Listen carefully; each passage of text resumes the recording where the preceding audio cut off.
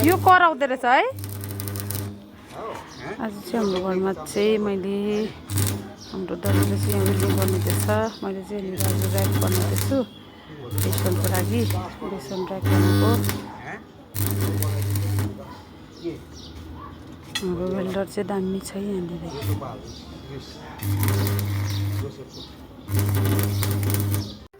मेरो बेसनको लागि चाहिँ यो रेडी भइसकिसक्यो। यस्तो खालको बनेको छ। अब चाहिँ यसलाई चाहिँ उयोले घिसेर चाहिँ पेन्ट गर्नुपर्छ।